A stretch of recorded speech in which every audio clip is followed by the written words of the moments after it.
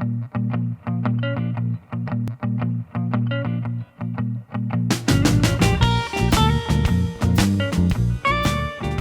Bends is sponsored by Paul Cerami Auto Group, the cheaper dealer.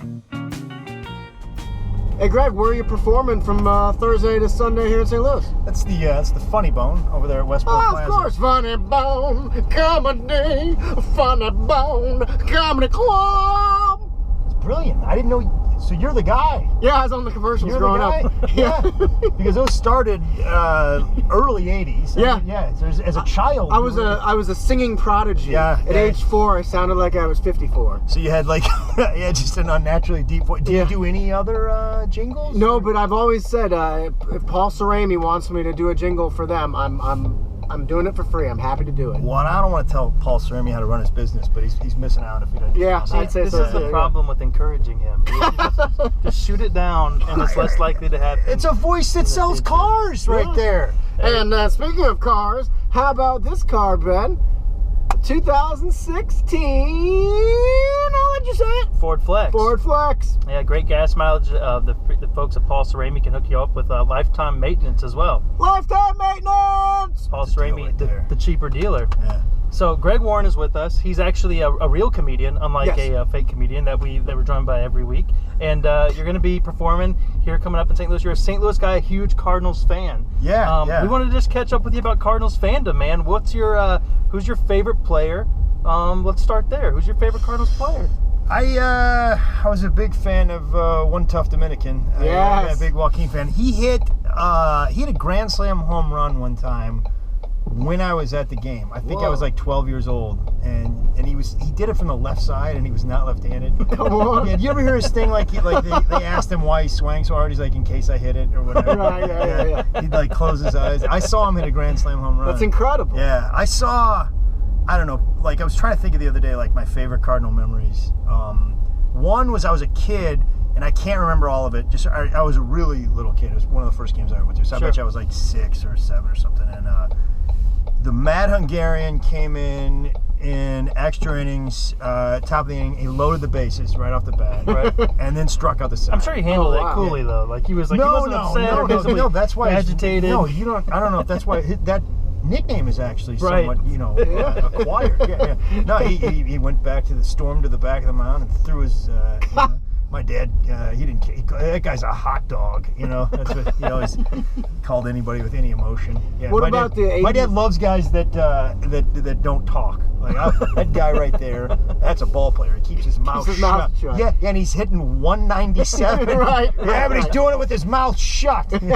That's why he's keeping his mouth shut. He doesn't have anything to talk about. Right. It's 7 errors in the last 3 weeks. But he's doing it with character. Yeah, Right. He's a role model, Greg. Yeah. I was going to ask you about the 1980s teams. I feel like a lot of people have favorite players, favorite memories from the Whitey Ball era. Yeah, I was a big Willie McGee fan, of course. And then I like George Hendrick. Guy was a massive power hitter for us back in the day. Hit, I believe, 18 home runs one year, leading the team. Flirted with 23 home runs. Yeah, Silent George. Your dad must have loved him. Silent George. He's got a picture over the fireplace of Silent George. Yeah. This is a guy that never speaks. Yeah. I did love him. I was also I was a big Red fan. It broke my heart when they left. Mm-hmm. And I was trying to think other St. Louis memories. I was at wrestling practice, and it was during, I think, the only playoff game, or maybe we just missed the playoffs, but it was Neil O'Donohue had to make a field goal against the Giants, and we were in the playoffs, or we were in the next round of the playoffs, and he missed. And I know that's a terrible thing to say as your favorite memory, but it's the only time I remember that a game really, really mattered. Right. I love Jim Hart. I loved Mel Gray. Even the second round with Neil Lomax and Vi Sikahema? Yeah, Roy Green. Yeah. And then I know you guys sort of fashioned yourselves as the best thing ever in radio in St. Louis, but you are your predecessors. The Otis and Theotis show was outstanding. Well, we did all-time rankings. we're number 2. Yeah, you are. The writer's block is number 2. Yeah, but the Otis and Theodos, it was O.J. Anderson and Theodos Brown had their own radio show for a while. Okay. And then I think Theodos Brown got traded and it became the O.J. and E.J. show, E.J. Jr. and O.J. Anderson. But you guys should go back and study some tape. We got to these guys, get our reps up. Yeah.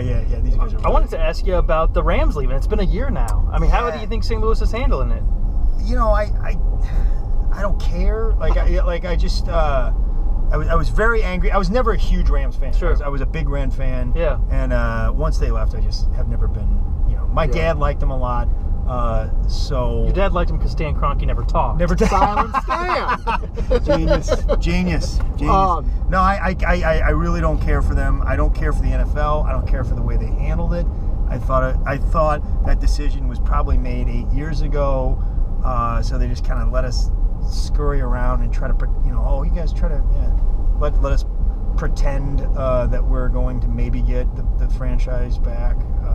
I don't care for the whole thing, and I really am not a big NFL fan anymore. Yeah. But you're a huge fan of Mizzou wrestling. And big fan. Still having a great run. I mean, we joke a lot about the depths that Mizzou athletics has sunk to, but wrestling is not one. Oh yeah, man. The Tigers are doing pretty well this year. Perennially a top 10 team and crack the top 5 every now and then. And they got an Olympian, Jaden Cox, and they got another guy, Levon Mays from the east side. He's from, I think, Mascoutah, who's a 2-time All-American and going for his third shot at a national title. He's really, really good. Wow. Do they ever have you come back in there and show the guys a thing or two?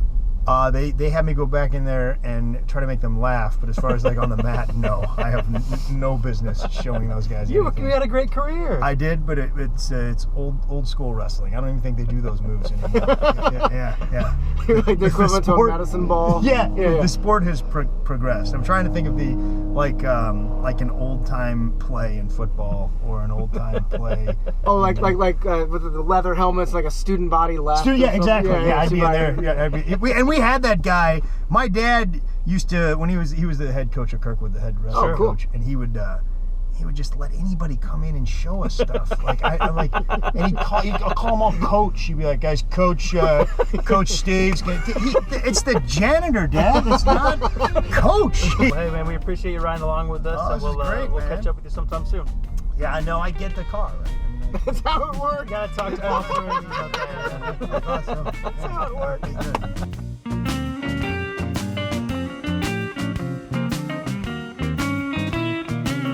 Paul Sereni Auto Group, the cheaper dealer. Now exclusively offering lifetime maintenance with every new and pre-owned purchase.